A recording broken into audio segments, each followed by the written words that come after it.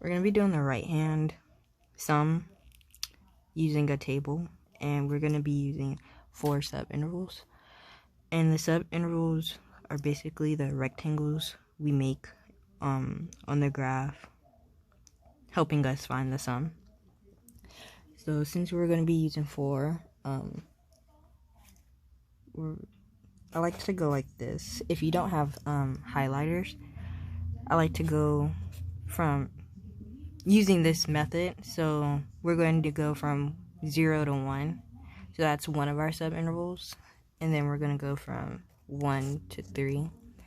That's another subinterval. And then we're going to go to 3 to 7. And then 7 to 10. So each one of these we're going to be using separately to find the sum of the table altogether. So we use the equation, the height times the width or length. And since it's the right hand sum, we're gonna not look at that part. To better understand, from these two numbers, you're gonna use the right one. So we're gonna use 1. So it's gonna go of 1 times our width. So from 0 to 1 is 1. That's our width. And since it's the sum, we're going to be adding all of these together. So it's going to be f of, from 1 to 3, f of 3, since it's our right hand one, times the width, so it's 2, plus f of 7 times the width, 4, plus the last of our intervals, 7 to 10, and 10 is our last number, f of 10 times 3. So now that we have that, our f of x or whatever is our height. So f of 1, we're going to go to f of 1, go down, 11 is our height. So we're going to go 11 times 1. 1 stays the same because it's our width, plus 4 times 2 plus 23 times 4 times 3. So now you have to simplify it. And instead of doing it, you could put this all together in a calculator, or you're doing it by hand and you can't. 11 plus 8 plus 92 plus 102. And you can leave it like this, or like this, I believe. But some questions, if it's multiple choice, you might not have it as this. So you're going to simplify it out to the final answer, which is 217. And this right here translates to this. It's just you're replacing the f's by their heights, which you find in the table above. 1, and then f of 3 is 4, f of 7 is 23, and then f of 10 is 34. You see them all right here. And you multiply them out. So we're going to start with our second one, the left-hand sum, and we're going to use 5 subintervals. It's the same as the right-hand sum, except you're using the left number and the subintervals have changed. So here I've already did the subintervals, drawing them out, and sometimes it's simple. You just go 1, 2, 3, 4, 5, or sometimes they tend to overlap, so it's like 0 to 6 and then 6 to 12, something like that. But we're gonna do the same thing with the height times the width of our equation. And so from 0 to 2, we're going to use the left number, which is 0. So it's going to be f of 0 times the width from 0 to 2 will be 2. And since we're finding the sum as well, you're still going to add. And then we're going to go to the next subinterval, which is 2 to 6. And so we're going to use the left one, which is 2. And so on, with the width of 4.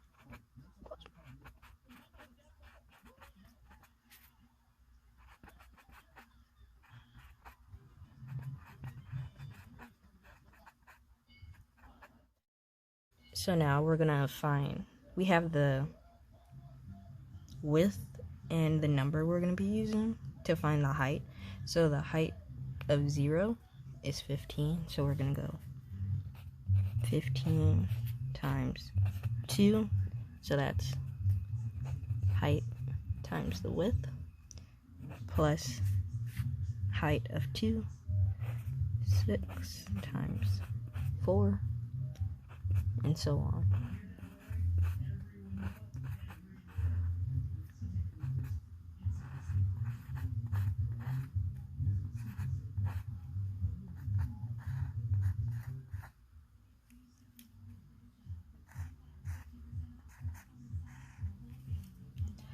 So now that we have the height of width of each, we're gonna simplify it down.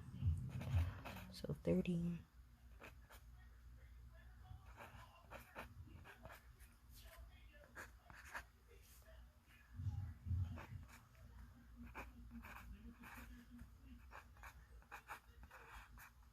again, you could leave it like this or continue to simplify it if it would be like a multiple choice question and there's like different numbers like 32, 8, or the actual answer be 156.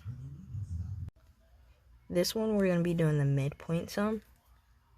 And so before there was the left and the right, but now it's going to be the number in the middle. And since there's 4 sub intervals, you can't just go 1, 2, 3 like that. You can't like do that. You're gonna have to overlap some to make sure every number fits in a sub interval. So we're gonna go from 2 to 4 as our first one, and then we're gonna go to from 4 to 6 for our second one, and from 6 to 8 for our third one, and 8 to 10 for our fourth one. And if you have a highlighter, you could use different colors to shade them in, so it could be less confusing for you if that helps. So now, since we're going to look at the first sub interval from 2 to 3, and so the middle number would be 3, considering 2 and 4 are on the other side, basically. That's how I think of it. So we're going to do f of 3, and then our width. This is where some people might get confused, but you're taking the width from 2 to 4. And like, I know we're using 3, but you're not gonna go from 2 to 3. You're gonna go you're starting at 2 and ending at 4. So like the width from those two numbers. So it's gonna be 2 plus f of 5 from 4 to 6 is 2 as well. And then from 6 to 8, f of 7, and the width is 2. 2. And then from 8 to 10, 2 as well. And for problems like these, the common width for it is 2. So if you want, you can factor out the 2. I'll show both ways. You can factor out the 2 and take all the heights and add them together and then multiply. So the height of 3, 12, plus the height of 5, 18, plus the height of 7, 19.5, plus 9, 27. And then add all those together, which would be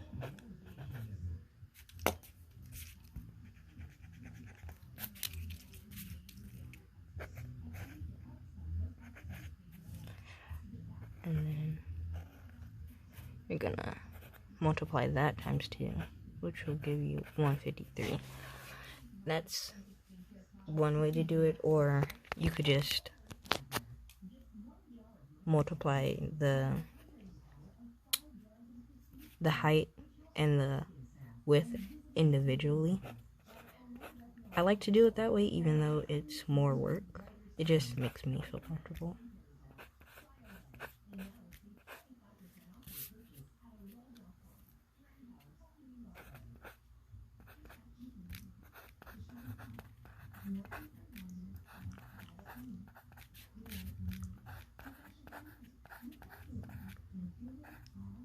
It's going to give you the same number, but I just like to do it this way.